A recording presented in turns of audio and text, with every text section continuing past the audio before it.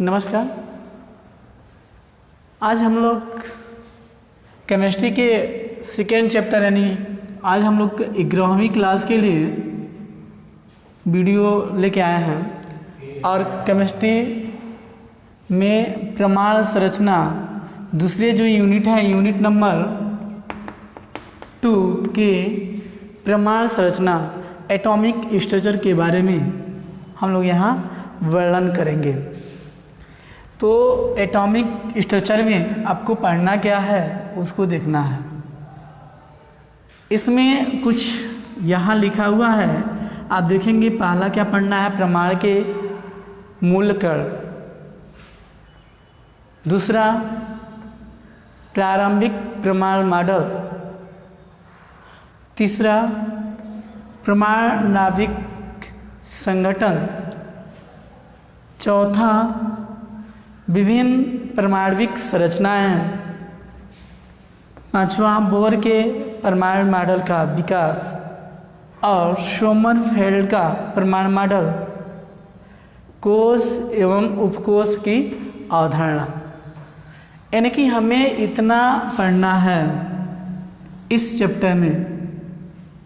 प्रमाण की संरचना में प्रमाण के मूल कण, प्रारंभिक प्रमाणु मॉडल, परमाणु नाभिक संगठन, विभिन्न प्रारंभिक संरचना, बोर के परमाणुक मॉडल के विकास, सोमरफेल्ड का परमाणु मॉडल, कोश एवं उपकोश। इसके आप इसको जब चैप्टर का नाम डालेंगे प्रमाण की संरचना तो ये पहले ही आप यहाँ लिख लेंगे। तो मैं आपसे ये अनुरोध करूँगा कि आप इसका शॉर्ट स्क्रीन लेके और अपने कॉपी में लिखेंगे। चलिए देखते हैं। मुझे उम्मीद है कि आप इसका स्क्रीनशॉट ले चुके होंगे। आइए हम लोग पहला प्रमाण के मूल कण के बारे में चर्चा करें। अन्य को मिटाता हूँ। आज हम लोग का जो टॉपिक होगा प्रमाण के मूल कण। जो टॉपिक क्या होगा, प्रमाण के मूल कण, परमाणु के मूल कण, परमाणु के मूल कण।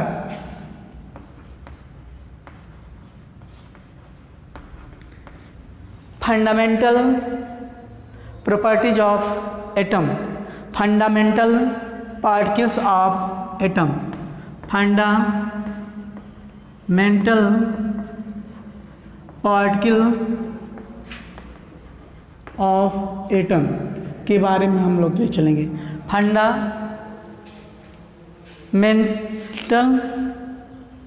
पार्टिकल ऑफ नेचर, यहाँ थोड़ा ई हटा लीजिएगा। फंडामेंटल पार्टिकल ऑफ एटम के बारे में चलिए देखते हैं।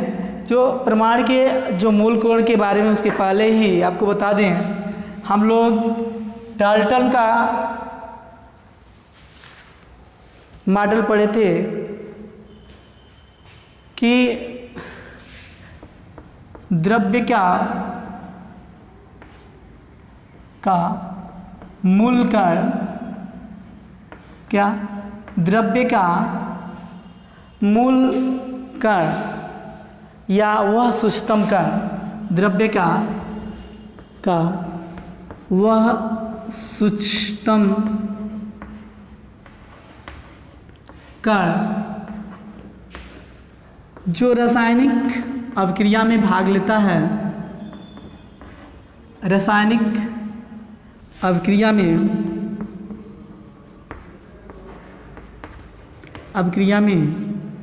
भाग लेता है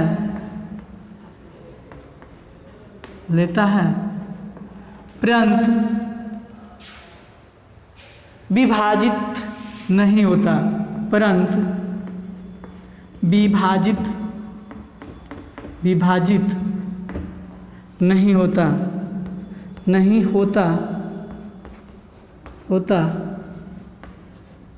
वह प्रमाण कहलाता है। ये आपने डाल्टन के नियमानुसार पढ़ा था। प्रमाण कहलाता है, डाल्टन के नियमानुसार पढ़ा था। ये सब कि किसने दिया था? डाल्टन ने दिया था। ये आपने पहले पढ़ चुका है। डाल्टन नामक एक साइंटिस्ट थे जिन्होंने ये क्या दिया, ये आपका मॉडल दिया। लेकिन प्रयोग होना ही है, प्रयोग हुआ है साइंस के क्षेत्र में तो हमेशा खोज और अनुसंधान होते ही हैं। खोज हुआ, कहा गया जो परमाणु होते हैं, ये स्क्रीनशॉट लेंगे इसको, जो परमाणु होते हैं वो अविभाज्य नहीं विभाज्य हैं। जो परमाणु, जैसे अब डाल्टन ने दिया था, कहा था कि परमाणु विभाजित नहीं होता, लेकिन बाद में जो रिसर्च हुआ, अनुसंधान हुआ, खोज हुआ, ये सिद्ध हुआ कि परमाणु अविभाज्य नहीं है। परमाणु को हम लोग क्या कर सकते हैं?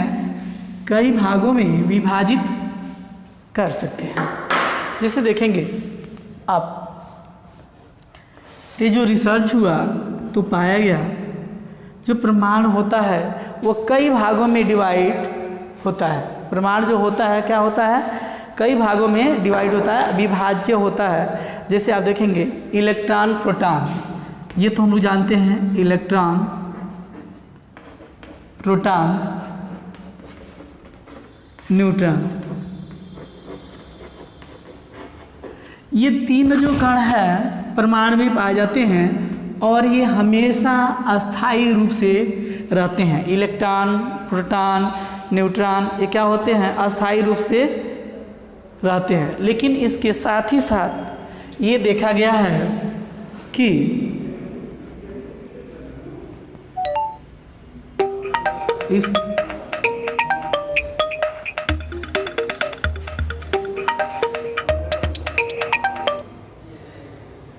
इसके साथ देखा गया है इलेक्ट्रॉन, प्रोटॉन, न्यूट्रॉन के साथ साथ पॉजिट्रॉन,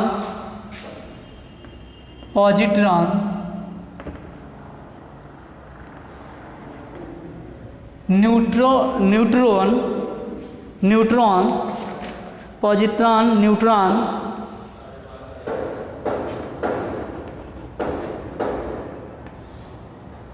पॉजिट्रॉन, न्यूट्रॉन, मेसन, यानी कि आपका 4, 5, 6, इससे भी ज़्यादा जो है कि परमाणु के पार्टिकल हैं।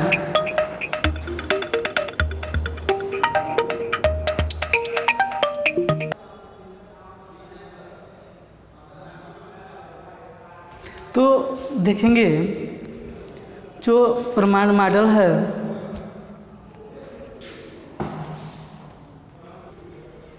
जो ये कण हैं electron, proton, neutron, positron, neutron, mason, जो ये पार्टिकल हैं ये तो अस्थायी रूप से बनते हैं, ये अस्थायी होते हैं, बनते हैं, बिगड़ते हैं। लेकिन जो ये तीन मूलकण हैं, कौन कौन? इलेक्ट्रॉन, प्रोटॉन, न्यूट्रॉन, ये तीनों मूल गुण अस्थायी होते हैं। क्या होते हैं? अस्थायी होते हैं। और यानी कि हम कहते हैं परमानेंट, ये पार्ट के परमाणु के अंदर इलेक्ट्रॉन, प्रोटॉन और न्यूट्रॉन, ये तीनों क्या होते हैं? परमानेंट होते हैं, अस्थायी होते हैं और ये हमेशा सभी परमाणुओं में रहते हैं। ये देखिएगा सभी परमाणुओं में कौन कौन होता है? इलेक्ट्रॉन। हम कह सकते हैं कि सभी जितने परमाणु हैं, सभी परमाणु में जो अस्थायी रूप से, सभी परमाणु, सभी एटम में अस्थायी रूप से इलेक्ट्रॉन, न्यूट्रॉन और आपका प्रोटॉन, ये तीनों जो कण हैं, कौन कौन? इलेक्ट्रॉन, न्यूट्रॉन और प्रोटॉन, सभी परमाणु इलेक्ट्रॉन, न्यूट्रॉन और प्रोटॉन, ये तीनों जो कण हैं ये सभी परमाणुओं में पाए जाते हैं। लेकिन आपको एक बता दें, अपवाद है। क्या अपवाद है? हाइड्रोजन का नाभिक, हाइड्रोजन का नाभिक। हाइड्रोजन में क्या होता है? एक इलेक्ट्रॉन, यानी कि हाइड्रोजन में इलेक्ट्रॉन पाया जाता है और क्या पाया जाता है? प्रोटॉन। इलेक्ट्रॉन और प्रोटॉन हाइड्रोजन में पाए जाते हैं, जबकि न्यूट्रॉन क्या होता है, अनुपस्थिति होता है। न्यूट्रॉन नहीं पाया जाता है, यह न्यूट्रॉन नहीं पाया जाता है, नहीं पाया जाता है किसमें, परमाणु के मूल कण में न्यूट्रॉन नहीं पाया जाता है। आइए हम थोड़ा अगले टॉपिक में चलते हैं, कैथोड किरणों के। हम लोग कैथोड किरण के बारे में जानेंगे। जो पहला पार्टिकल है, फंडामेंटल पार्टिकल इलेक्ट्रॉन है, उसके बारे में जानेंगे, यानी कि इलेक्ट्रॉन की खोज के बारे में जानेंगे। इलेक्ट्रॉन की खोज कैसे हुई, यानी कि कैथोड किरण कैसे उत्पन्न हुई, इसके बारे में जानेंगे। इसके लिए एक जूलियस पास्कल साइंटिस्ट थे। कौन थे? Julius pascal. देखिएगा, जूलियस पास्कल एक वैज्ञानिक थे। जूलियस ने एक प्रयोग किया। प्रयोग क्या किया था? एक विसर्जन नलिका लिया। देखिए, ये विसर्जन एक नालिका लिया, ये विसर्जन नालिका है, और कितनी लंबाई होनी चाहिए इसकी? लगभग 60 सेंटीमीटर। ये जो विसर्जन नालिका है, कितनी इसकी लंबाई होनी चाहिए? 60 सेंटीमीटर लिया उन्होंने। और ये चूँकि कैसा है, नलिका है तो बेलनाकार है। ये तो जानते हैं कैसा संरचना लिया, बेलनाकार। देखिएगा, एक विसर्जन नालिका लिया, और विसर्जन नालिका किसका होना चाहिए? 60 सेंटीमीटर का लिया, बेलनाकार था, और इसी विसर्जन नालिका के दोनों किनारों पे धातु का इलेक्ट्रोड लगा दिया। यानी कि दोनों किनारों पे, एक यहाँ देखिए ये वाला पार्ट और एक यहाँ पार्ट, उन्होंने क्या किया, दोनों किनारों पे कोई भी धातु लगा दिया, और जिसका नाम क्या दिया? इलेक्ट्रोड। जो धातु लगाया दोनों किनारों पे, धातु को क्या नाम दिया उन्होंने? इलेक्ट्रोड। और इलेक्ट्रोड कितने प्रकार के होंगे? इलेक्ट्रोड देखिए 2 प्रकार के होते हैं। एक कैथोड होता है, क्या होता है? एक कैथोड, और एक होता है एनोड। एक कैथोड बोलेगा और एक एनोड बोलेगा। अब देखिए, कैथोड किसे बोलेंगे? जो ऋणावेशी पार्ट होता है उसको कैथोड, जो पॉजिटिव पार्ट होता है उसे एनोड। ये अपने सेल के बारे में जाना, चूँकि सेल बना रहे हैं हम लोग, ये सेल एक बना दिया, और इसको क्या कर दिया, एक उच्च बोल्ट के स्रोत से इसको नालिका को जोड़ दिया। अब देखिएगा, उच्च बोल्ट से, तो चूंकि यहाँ पॉजिटिव है, यहाँ निगेटिव, तो निगेटिव कैसे जुड़ेगा? पॉजिटिव से, और पॉजिटिव कैसे जुड़ेगा? निगेटिव से। तो ये कैथोड कहलाएगा। देखिएगा, ये क्या कहलाएगा? कैथोड निगेटिव से जुड़ा है, और ये किससे? पॉजिटिव से जुड़ेगा, तो ये कहलाएगा एनोड। और इसी में क्या कर दिया? एक निर्वात पंप लगा दिया। क्या लगा दिया? एक विसर्जन नालिका में निर्वात पंप लगा दिया। देखिए, जूलियस पास्कल ने क्या किया, एक विसर्जन नलिका लिया जिसकी लंबाई 60 सेंटीमीटर और कैसा होना चाहिए? बेलनाकार होना चाहिए। और इस जो विसर्जन नालिका है, दोनों किनारों पर एक धातु का कैथोड और एक पर धातु का एनोड लगा दिया। कैसे एनोड और कैथोड हम लोग जज किए, ध्यान दीजिएगा। ये पॉजिटिव है, सेल का पॉजिटिव पार्ट है, तो कैसे जुड़ेगा? निगेटिव से। और ये निगेटिव पार्ट है, कैसे जुड़ेगा? पॉजिटिव को। हमेशा जो निगेटिव होगा तो क्या कहलाएगा? कैथोड। पॉजिटिव जो होगा वो एनोड। ये इतना इन्होंने प्रयोग किया। अब प्रयोग करने पर पाया क्या? ध्यान दीजिएगा, प्रयोग करने पर उन्होंने क्या पाया, इसके बारे में हम लोग चर्चा करेंगे। तो उन्होंने प्रयोग क्या किया, अब प्रयोग से क्या पाया देखिएगा। अब ये तो सिस्टम बना दिया, और प्रयोग क्या किए? प्रयोग से क्या पाए? पहला नंबर प्रयोग क्या किए इन्होंने? इस जो वोल्ट का स्रोत था वो 10,000 वोल्ट कर दिए। यानी कि अगर हम इसकी जो मानक है कितना बना दिए, इकाई, दहाई, सैकड़ा, हजार, 10,000 वोल्ट। कितना? इसका जो विभव है वो 10,000 वोल्ट किया।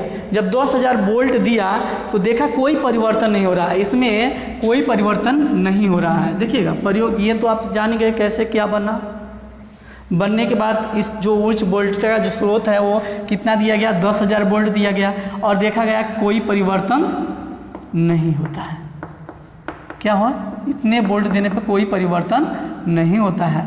और इससे सिद्ध क्या होता है, जो इसमें जो गैस है वो क्या है, कुचालक है। गैस क्या है, कुचालक। ध्यान दीजिएगा, 10,000 वोल्ट जब हम लोग इस स्रोत में 10,000 वोल्ट का विभव उत्पन्न किए तो यहाँ पे कोई परिवर्तन नहीं हुआ। और जब कोई परिवर्तन नहीं हुआ तो ये देखा गया कि गैस कुचालक है, कोई प्रभाव नहीं पड़ता है। भाई चालक रहता तब यहाँ कोई प्रभाव पड़ता, तो कुचालक है तो कोई प्रभाव नहीं किया गया। अब देखिए ये पहला प्रयोग। इसी में दूसरा क्या किया गया, 10⁻² mm दाब किया गया। कितना दाब किया गया, 10⁻² mm दाब किया गया, और देखा गया कि प्रकाश उत्सर्जन हो रहा है। यानी कि 10⁻² mm दाब जब दिया गया तो देखा गया कुछ प्रकाश क्या हो रहा है, उत्सर्जन हो रहा है। अब प्रकाश उत्सर्जन कैसे होगा, अब रंग कैसा होगा, रंग देखा गया जो रंग आया, प्रकाश जब प्रकाश उत्सर्जन हो रहा है तो रंग होगा ही। तो देखा गया जो रंग है वो गैस की प्रकृति पर निर्भर कर रहा है, गैस के प्रकृति पे निर्भर कर रहा है। अब दाब को थोड़ा और क्या किया गया, अब देखिए दाब को क्या कर दिया गया, तीसरे में 10⁻4 mm कर दिया गया। कितना कर दिया गया दाब, 10⁻4 mm जब किया गया दाब तो देखा जाता कि प्रकाश तभी उत्सर्जन हो रहा है, प्रकाश का उत्सर्जन हो रहा है। देखिए दाब अब कम कर दिए तो प्रकाश का उत्सर्जन क्या हो रहा है, उत्सर्जन हो रहा है। और साथ ही साथ जो कैथोड के सामने वाले जो दीवार हैं, अब सामने वाला दीवार देखिए एक काम किए हम लोग, जो सामने वाला दीवार पे एक स्फुरित पदार्थ लगा दिया जो चमकता है। टीवी में लगाए तो देखिए चमकता है, तो ये स्फुरित पदार्थ लगा दिया गया और देखा गया कि इस दीवार पे कुछ चमक उत्पन्न होती है। क्या होती है कि कैथोड के सामने वाला दीवार ये है, देखिए कैथोड के सामने वाले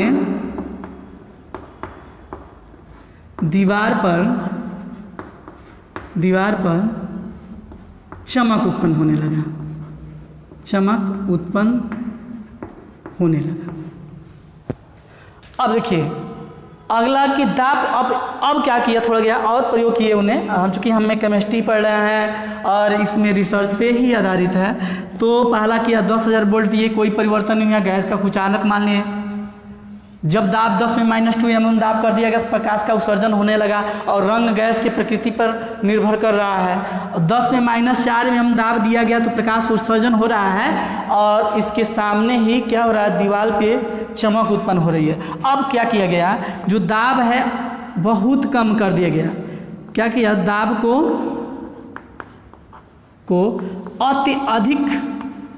अत्यधिक कम करने पर, भैया अब दाब को अत्यधिक कम करेंगे तो ये यहाँ अंधेरा छा गया। देखा गया क्या कि विसर्जन नालिका में अंधेरा छा गया, विसर्जन नालिका में अंधेरा छा गया, अंधकार हो गया, अंधकार हो गया। विसर्जन नालिका में क्या हो गया, अंधकार हो गया। और जो दीवार है नलिका के कांच में, अब देखिए इसी में क्या होता है, हल्की हरी सा चमक उत्पन्न होने लगी। यानी कि अभी ये देखेंगे जो इसमें विसर्जन नालिका में है, कांच में हल्की सी हरी रंग प्रतीत होने लगी।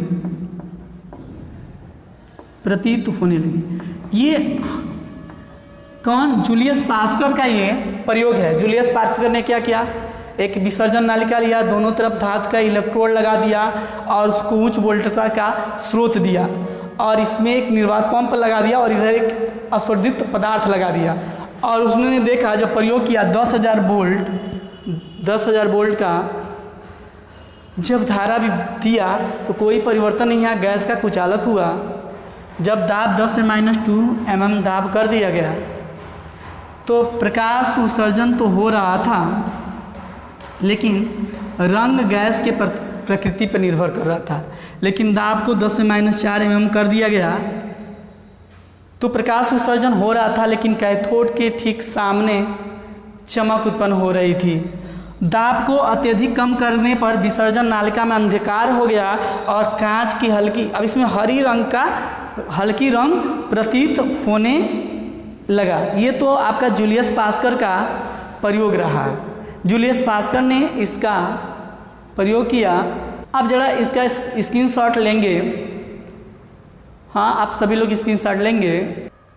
देखिएगा, इस प्रयोग को कई साइंटिस्ट जैसे विलियम कुक्स और जे थॉमसन, विलियम कुर्क्स देखेंगे, यहाँ थोड़ा हम लिख दे रहा हूँ, विलियम कुर्क्स और जे थॉमसन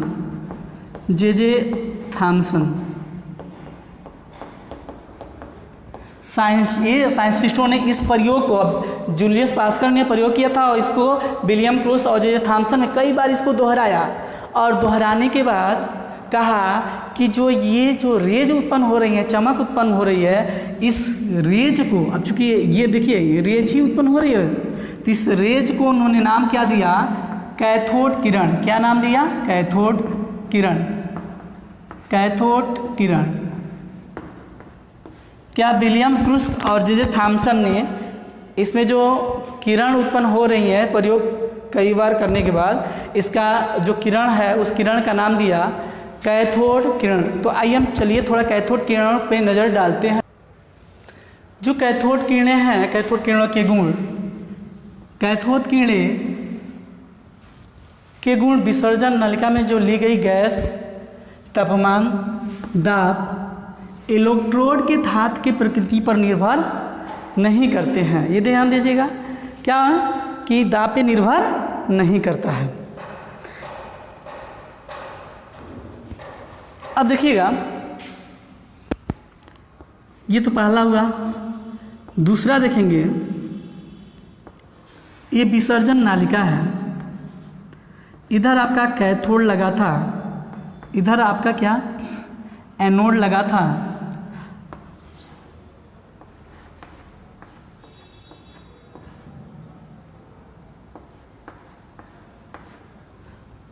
ये जो यहाँ से जो किरणें किधर गमन कर रही थी, एनोड की तरफ गमन कर रही थी। जो किरणें कैथोड किरणें हैं, वो कैथोड किरणें किधर गमन करती हैं? एनोड की ओर। अब इसके पुष्टि के लिए एक अपारदर्शी यहाँ वस्तु रख दीजिए। धूप अगर इधर से लगता हो, देखिएगा, अगर पूर्व दिशा से धूप लगती हो तो हमारी छाया किधर बनती है? पूरब की बनती है कि पीछे की तरफ बनती है? हमेशा हमें जानते हैं पीछे की तरफ बनती है। तो जब इधर से जाएगा तो इधर क्या होगा? इस अपारदर्शी वस्तु का यहाँ छाया बन जाता है। तो इससे ये सिद्ध होता है कैथोड किरणें किधर जा रही हैं? एनोड की ओर जा रही हैं। तो ध्यान दीजिएगा, कैथोड किरणें कैथोड से उत्पन्न होकर एनोड की ओर सीधी रेखा में गमन करती हैं। हम दूसरा पॉइंट क्या कर सकते हैं? जो कैथोड रेज है, कैथोड से एनोड की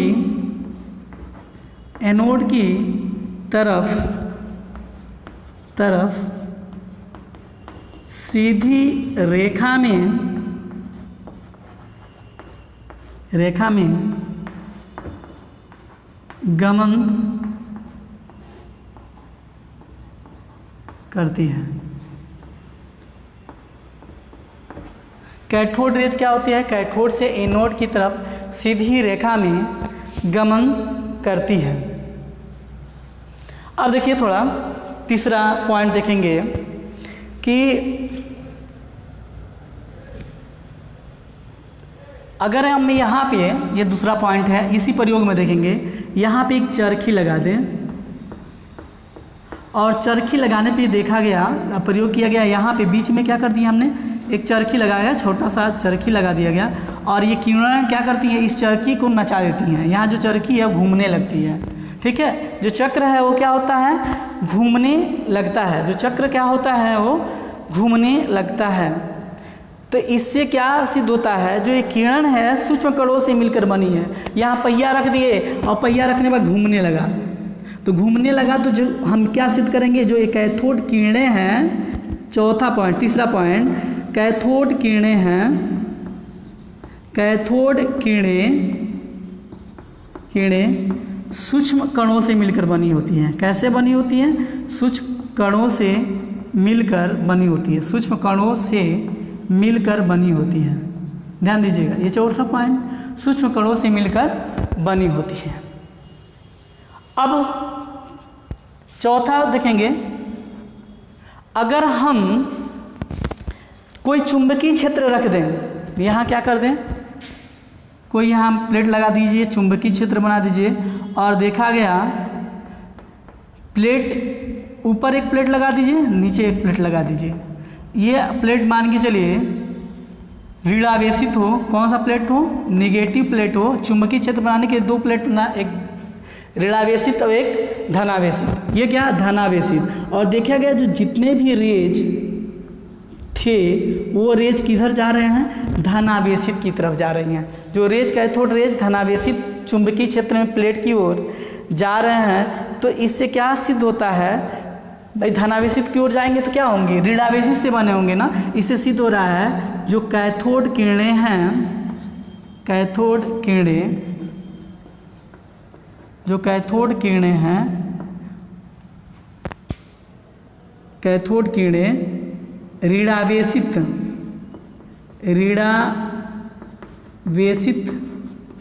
नेचर के होते हैं।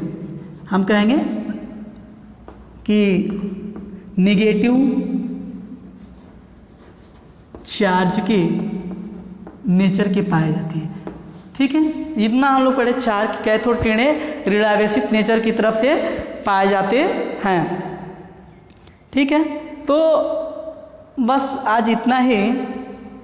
इसी के आधार पे अगले दिन हम लोग इलेक्ट्रॉन की खोज के बारे में पढ़ेंगे। इसी इलेक्ट्रॉन की खोज के बारे में पढ़ेंगे, कैथोड किरणों के गुण के बारे में। तो आज के लिए बस इतना ही, फिर कल हम लोग अगला वीडियो लेके आएंगे।